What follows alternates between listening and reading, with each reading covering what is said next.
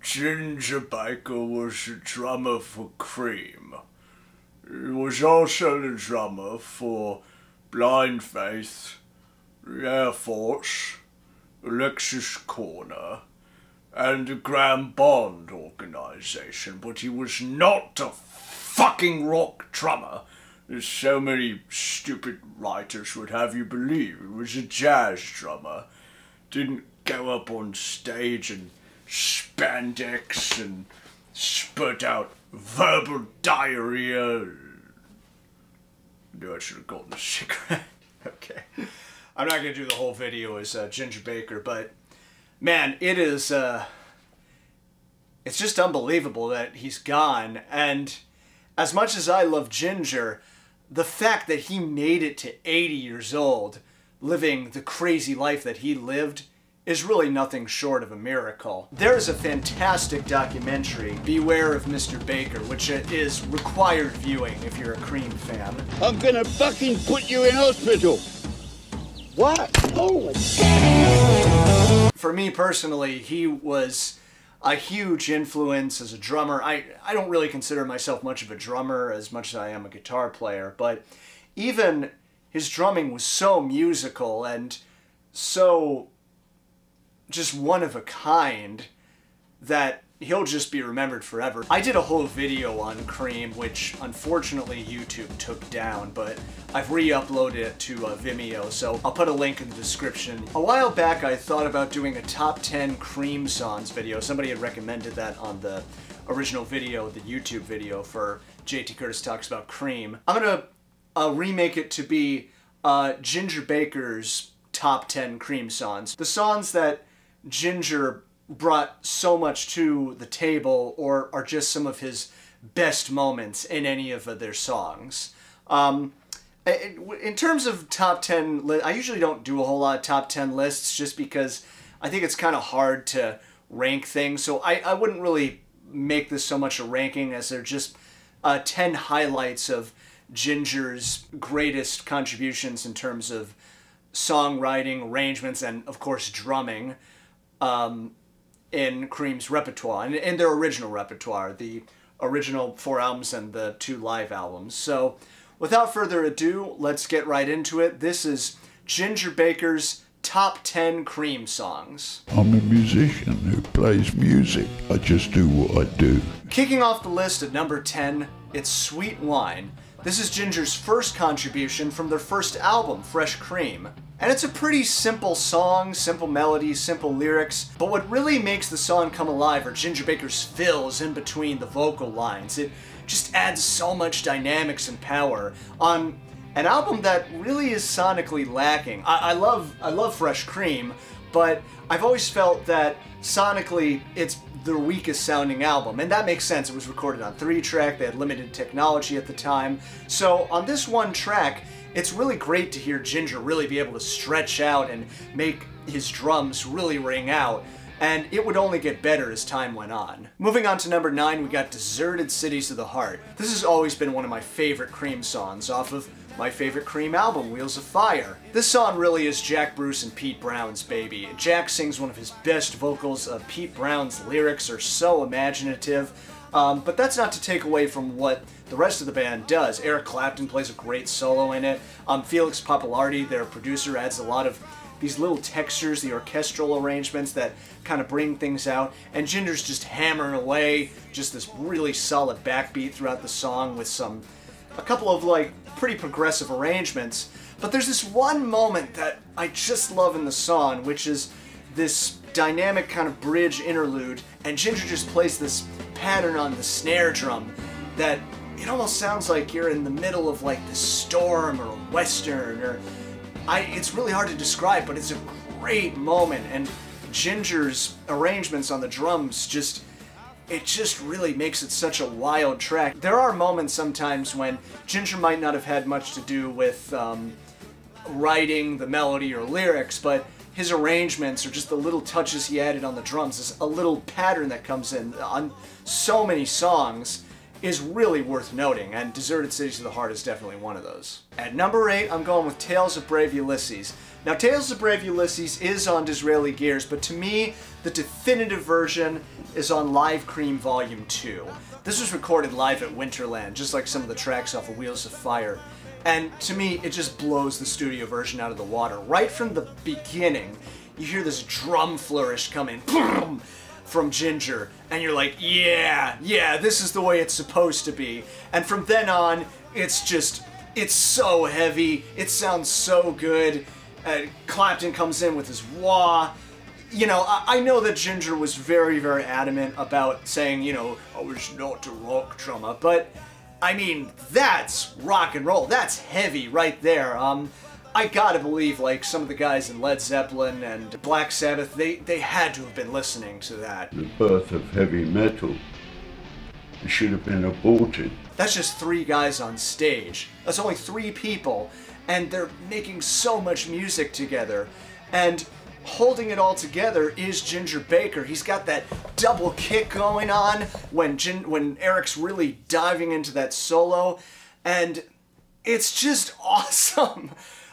It's weird, I'm not doing a very good job explaining these things. I probably should have written this whole thing out. I just decided to do this real quick. But yeah, Tales of Brave Ulysses from Live Cream Volume 2. If you can check that out, it's fantastic. Number 7, Pressed Rat and Warthog. I love this song. The first time I listened to it, I thought it was kind of goofy. Like, I loved the music, and Ginger actually wrote this. He wrote all the songs off of Wheels of Fire. He wrote with a pianist named Mike Taylor, a jazz pianist. I don't know. I wish I had a little more information about what the writing process was like between the two of them. I believe Ginger came up with the lyrics. You know, Pressed Rat and Warthog. I've closed down this shop. I didn't want to. It was all they'd got. And it's almost like you're listening to William Shatner do it. I gotta look up if William Shatner did it first or Ginger did it first, and people were doing it even before the two of them did it. It just adds this quirkiness to a very quirky song. Jack and Ginger and Eric just playing their, you know, usual Cream rhythm section with Felix Popularity adding a couple little touches on trumpet. All the while, Ginger's just reciting these weird lyrics over them, and it's just so much fun.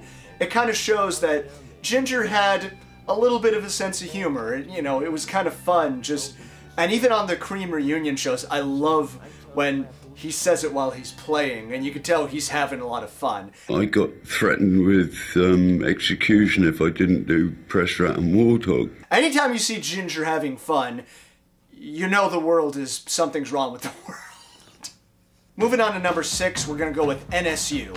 Now, although NSU, which I've heard stands for non-specific urethritis, which Ginger might have had, although I've heard it might stand for something else, I'm not actually sure. It was originally on Fresh Cream, but the version I really would cite is off of Live Cream Volume 1, which is the one record I don't own. If somebody has that record and wants to send it to me, I will gladly accept it. Even on the studio recording, it starts with that signature tom opening. Bow, bow, bow, bow. So right off the bat, you know this is going to be a really fun song. You've got these great harmonies between Eric and Jack, and between those vocal lines, once again, Ginger hits these very long tom fills that just give the song so many dynamics. But then, on the live recording, they just really stretch out in one of the best jams. The funny thing is, when I was a kid, I really used to listen to Eric Clapton because that's what I wanted to focus on, being a guitar player.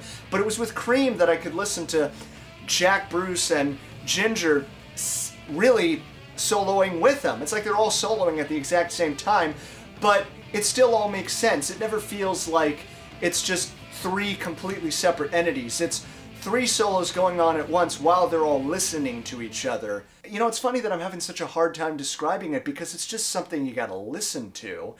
And I highly recommend, if you're gonna listen to NSU, definitely check out Live Cream Volume 1. It's a great, there's another great live version of Sweet Wine, which I think goes on a little bit too long. I kind of prefer the studio version, but that one's really good too. I highly recommend it. So, yeah, NSU, moving on. Number 5, it's Sunshine of Your Love. I mean, you can't not include Sunshine of Your Love. It's probably their best known tune, and it's maybe one of the most famous drum patterns in rock and roll.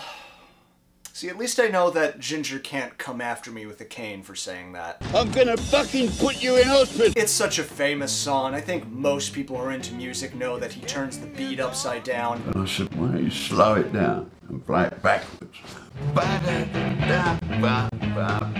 I've heard differing accounts on this. Ginger claims that he came up with that, but Jack Bruce and Tom Dowd both say it was Tom Dowd's idea. Jack got everything totally mixed up. He's living in a fantasy world of his own invention. Regardless of who came up with it, regardless of where it came from, it's such an iconic drum figure. It's one that I think everybody learns, and aside from that, all the fills he's doing, there's a fill he does at the end of Eric Clapton's solo where he's playing like dotted 30-second notes, and then at the end you just hear that double kick, you know, just bringing it into maximum overdrive. I mean, it's a classic rock and roll song, it's a rock and roll staple, and Ginger Baker was a big reason for that. At number 4, we're talking about Spoonful. And I'm not talking about the one off of Fresh Cream. I'm talking about the one from Wheels of Fire. Second disc, the 17-minute version. If we were talking about my top 10 Cream songs, I think Spoonful would be up there in the top 3. Maybe number 2. Maybe even number 1 at times. I still remember the first time I ever heard that. And I talk about this in the original Cream video, but I just couldn't believe what I was listening to. It was such a intense, dynamic piece of music that was able to keep my interest for 17 minutes. Once it starts grooving, man, it becomes so polyrhythmic. It's like they're still doing that, you know, shuffle and 4, but there's at points where I feel like you could make it like a straight 4. Like Ginger does this at some point. But it all still sounds like they haven't changed tempos or time signatures or anything. It's just, sometimes sounds like it's in 6/8. It's such a unique polyrhythmic exercise of pure musicality coming from all 3 of them. Once you hear them go back into the bow, bow, bow, bow, after what's got to have been maybe 10 minutes of jamming, you're just like, oh my god. Wow, it's just this release. It's this relief that, oh my god, we went on this journey and now we've come back home. It's amazing, people. This record is unbelievable. You've got to listen to it, and Ginger Baker is such a huge part of it. And speaking of Wheels of Fire, let's go to a lesser-known song from this album, Those Were the Days. This is a really cool tune and very progressive for its time. What's cool about this is Ginger's not just playing drums, he's also playing the tubular bells, he's playing the little marimbas, and it's a really well-written tune. Jack sings it really well. It's got a lot of dynamics, there's some very vivid imagery, all while keeping all these polyrhythmic things going on. Again, it's just all these fills that Ginger's throwing in there, and they're so musical. What I think a lot of people might not realize about Ginger, you know, we all think of him as like, you know, the madman just pounding away at the drums, and he did do that, but it was all very musical. There was a reason for all those fills. There was a reason for everything he did, really. And yeah, those were the days. I would really like to know how that song was written. It was also written with Mike Taylor, but I really, if I ever met Ginger, I never got to meet him. I never got to see him either. I saw Jack Bruce when I saw Ringo, and I've seen Eric Clapton at least twice. But I really would, if I ever saw Ginger, I would have asked him, you know, how did you write the song? Which I probably would have gotten an answer of something like this. We played it and we recorded it. What kind of stupid, silly question is that? Incredibly stupid question. At number 2, it's White Room. The first song off of Wheels of Fire, the famous Eric Clapton wah-wah guitar solo.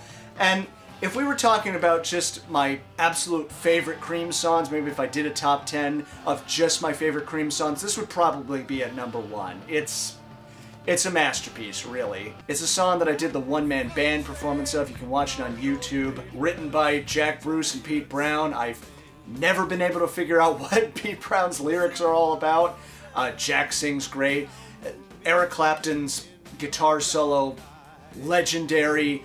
That moment when the band just dies down, you hear that feedback, and then boom, it just bursts right into the solo. Iconic.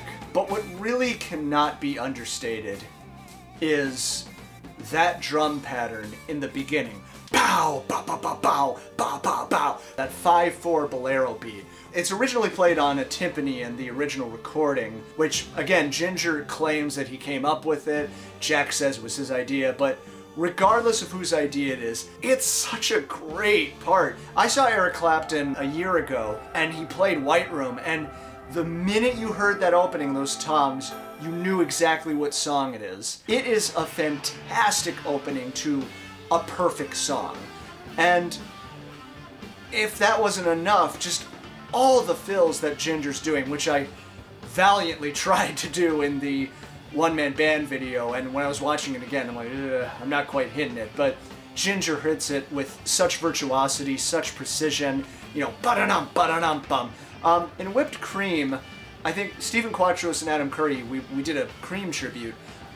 They both said, I think because at the time the amps were so loud and because Ginger was having to hit the drums much harder in order to get a sound out of them, that's probably where those fills came from. He's not doing like, he's going like, it just makes for such a signature drum pattern and such a just a sound that no other drummer has been able to get. You hear those drums, you just know it's Ginger Baker. The ending, again, you got that double kick. I mean, Ginger really revolutionized the double kick. It's not that it didn't exist. Keith Moon had it. I think Ginger said, I think Duke Ellington's band, he had a double kick set up.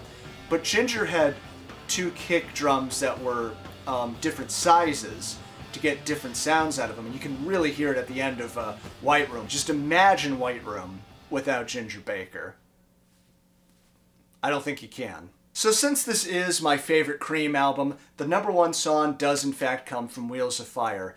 And since this is Ginger Baker's finest moments in Cream, I really don't think it's going to come as a shock to anybody to know that #1 is Toad. And I am of course talking about the 16-minute live version from Live at the Fillmore. Not the version of Fresh Cream, although that one is very good too. But when it comes to the live version of Toad off of Wheels of Fire, I mean, what can I say about it that hasn't already been said? It's a 16-minute drum solo, and yet it keeps your interest the entire time because it's so musical, it's so dynamic. It's impressive, like you can tell at times Ginger's showing off, but it all makes sense. It's not just him going, hey, look at how great I am, look at how fast I can play, and it's really like he's telling a story. He's telling a story with his drum kit, with a set of toms, a snare drum, 2 kick pedals, and a number of cymbals at his disposal. It's like he's singing to you. He's writing a song right there on the spot. He'll change up the time a little bit. He'll create these polyrhythmic patterns that make you almost feel like you're losing the beat, but he doesn't get so far off that it takes you away from the song. There's a moment where he just crashes, and then you hear a little bit of silence, you hear the audience go crazy, and then he does this hit on one of his toms. Pow! He hits it again, there's silence. It's the juxtaposition between sound and silence. Ginger was really, really great at that. And then he'll get really, really soft and just kind of keep his hi-hat keeping time for you for a little while. And then, you know, just like these kind of Joe Morello ideas. Joe Morello from Dave Brubeck's quartet. You'd know him from Take 5. He does a solo that's like, brum, bum. Again, just the dynamics are so huge in both those solos. But where that's a pretty short solo while the band's comping behind him, Ginger Baker is out there all by himself.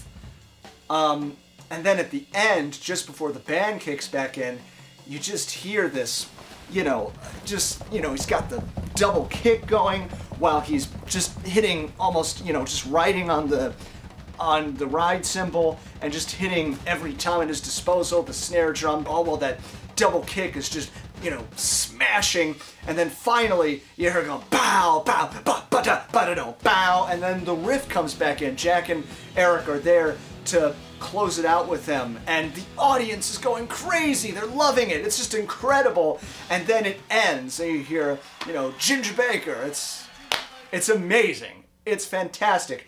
It's a 16-minute drum solo, and it's one of the finest songs in all of rock and roll history.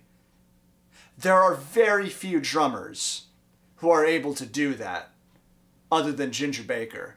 I mean, if I was going to talk about my favorite drum solos, another famous drum solo that I love is the Allman Brothers on Mountain Jam. But that's two drummers. You've got J-Mo and Butch Trucks, and they're sort of playing with each other, just like Ginger Baker did also with Art Blakey, Phil Seaman. I think there was another drummer he did a drum battle with. That's another drum battle, not drum battles. But again, on Toad, that's one drummer. Just one drummer out there all by himself, just in total command of the audience. And Ginger would play a lot of great solos. The solo on Blind Faith's Do What You Like, that's a great solo. It's a great song in general. Some of the stuff he did with the Air Force and later on with some of his jazz bands, they're all great, but when you go back to Toad, that solo is all its own.